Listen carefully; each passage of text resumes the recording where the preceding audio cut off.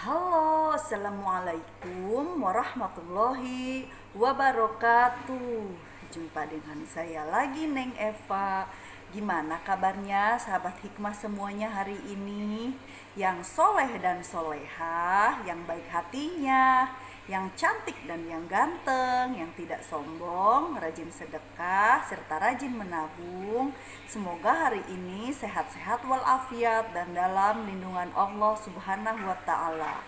Dan semoga kita semuanya mendapatkan kucuran rahmat, keberkahan, dan keridhoannya, serta mendapat syafaat baginda Rasulullah Shallallahu Alaihi Wasallam, baik ketika di dunia maupun di akhirat kelak.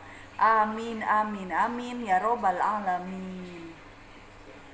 Baik sahabat hikmah semuanya, sebelumnya saya akan mengingatkan bahwa video konten YouTube ini dibuat untuk umum dan bagi siapa saja yang mau mengambil pelajaran, manfaat, serta hikmah di dalamnya, serta untuk pertumbuhan dan perkembangan jiwa kita setiap harinya. Dan juga video konten YouTube ini dibuat tidak untuk menyinggung atau merendahkan siapapun. Justru sebaliknya di sini kita belajar berbenah jiwa. Karena sampai kapanpun kita adalah pelajar di muka bumi ini. So, semangat terus setiap hari berbenah jiwa, oke? Nah, baik sahabat hikmah semuanya, kali ini saya akan menerangkan tentang, mungkin saya akan kembali ke pelajaran awal ya, karena ternyata banyak yang belum memahami tentang spiritualitas atau masih awam tentang spiritualitas Islami gitu ya. Karena di sini saya bahas tentang Islami dan bisa dikatakan pra-tasawuf, jadinya spiritualitas Islami. Ada juga yang umum gitu, tapi saya bahas yang Islami ya. Karena bagaimanapun syariat itu, hukum syariat itu harus kita jalankan setiap harinya, harus kita taati gitu. Makanya saya sebut dengan spiritualitas Islami. Jadi spiritualitas itu ilmu yang mempelajari tentang kejiwaan. Namun kejiwaan di sini tetap kita batasi dengan syariat. Karena apa? Karena tujuannya itu untuk penyucian jiwa, untuk berbenah jiwa. Jadi yang dibahas itu tentang fase-fase atau kedudukan jiwa seseorang. Di sini tujuannya adalah untuk agar kita mengetahui di mana makom pijakan jiwa kita, disitulah kita agar membenahinya gitu. Kalau misalkan oh iya ternyata saya itu masih di makom nafsu amarah ya, berarti kan saya harus menanjak ke nafsu lawamah atau sufiyah gitu. Dari sufiyah kita lanjut lagi ke mulhamah. Dari mulhamah kita harus mencapai al nafs al mutmainah gitu, sampai ke rodiyata mardiyah, sampai ke ma'rifatullah gitu. Namun kalau untuk mencapai makom ma'rifatullah itu di sini hanya sebagai pengenalan saja, tapi pada prakteknya tetap harus digurukan karena kita itu harus memiliki guru yang mursyid, yang mana sanad keilmuannya itu, ilmunya itu ada sambungan langsung kepada baginda Rasulullah Shallallahu Alaihi Wasallam gitu ya. Jadi walaupun spiritualitas tapi tetap berbau islami, karena ini adalah pratasawuf yang mana kita itu lebih condong untuk penyucian jiwa gitu, untuk berbenah gitu ya. Walaupun misalkan namanya manusia itu memang tidak ada yang sempurna gitu kan, tapi keimanan itu ada yang sempurna gitu. Kalau kita sudah mencapai derajat insan kamil mukamil, maka derajat keimanan kita itu mencapai kesempurnaan gitu. Namun memang tidak mudah gitu. Bobby, mohon maaf ya karena saya bikin konten di kantor, kondisi sedang Jumatan, tidak ada orang, jadi saya manfaatkan waktu itu untuk membuat konten. Jadi kalau misalkan ada suara-suara kucing terdengar ya saya mohon maaf dan mohon maklum adanya gitu ya, karena memang di sini banyak kucing gitu. Karena kucingnya mohon maaf tidak bisa melihat, jadi dikurung di dalam, tidak boleh keluar, jadi dia mengeong terus pengen keluar. Jadi saya mohon maaf ya.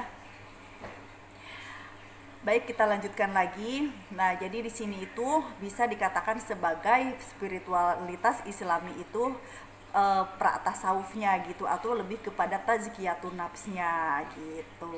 Jadi kalau kita misalkan sudah mengetahui misalkan oh ternyata nafsu itu ada beberapa jenis ya gitu kan, oh ternyata saya ini masih di sini gitu, ya udah akhirnya kan kita mau berbenah kan. Tapi kalau kita belum mengetahui ilmunya, bagaimana kita mau berbenah kecuali orang yang diberi hidayah sama Allah Subhanahu wa taala. Dan perlu diketahui juga sesungguhnya manusia itu telah mendapatkan hidayah dan selalu mendapatkan hidayah Allah Subhanahu wa taala. Karena kitanya yang belum berbenah sehingga hidayah itu terhijab gitu. Jadi bisa dimengerti ya. Jadi kita kalau kita peka terhadap hidayah Allah Subhanahu wa taala, ya tentu kita ingin selalu berbenah gitu. Tapi kalau misalkan kita masih banyak serakan-serakan sampah di dalam jiwa, belum kita benahi, belum kita bersihkan, belum kita sucikan, tentu kita akan menganggap wah saya belum dapat hidayah, mohon maaf saya belum dapat hidayah gitu. Tapi sebenarnya karena kita lah yang buta akan hidayah tersebut gitu, karena belum berbenah. Jadi hidayah ya hidayah gitu kan. Jadi ya urusan hati juga urusan jiwa kita tetap ibaratnya itu tidak mengerti gitu. Makanya ilmu itu wajib hukumnya bagi seluruh manusia di muka bumi ini, bagi seluruh makhluk di muka bumi ini. Ibaratnya semua makhluk ya, maksudnya tidak hanya manusia, binatang pun tetap belajar ilmu gitu. Tapi ilmunya itu dengan alamiah, dengan apa namanya, dengan peristiwa-peristiwa alam gitu. Adanya turun hujan, dia merasa dingin, akhirnya dia mencari tempat teduh gitu. Jadi dengan versi alamiah. Atau seperti binatang-binatang yang dipelihara juga kan dididik oleh yang punyanya gitu, oleh majikannya gitu. Begitu juga manusia, kita punya akal sehat, dan kita termasuk makhluk yang sempurna dibandingkan hewan atau binatang atau tumbuhan yang lainnya gitu. Maka kita wajib mencari seorang guru untuk membimbing kita gitu. Jadi dengan ilmu kita bisa tahu, dengan berilmu kita bisa menjalankan sesuatu, dengan ilmu kita bisa menyadari sesuatu, dengan ilmu kita bisa bangkit, kita bisa berbenah, kita bisa berkembang, kita bisa mencapai sesuatu, kita bisa menghasilkan sesuatu. Semua itu tentu ada ilmunya.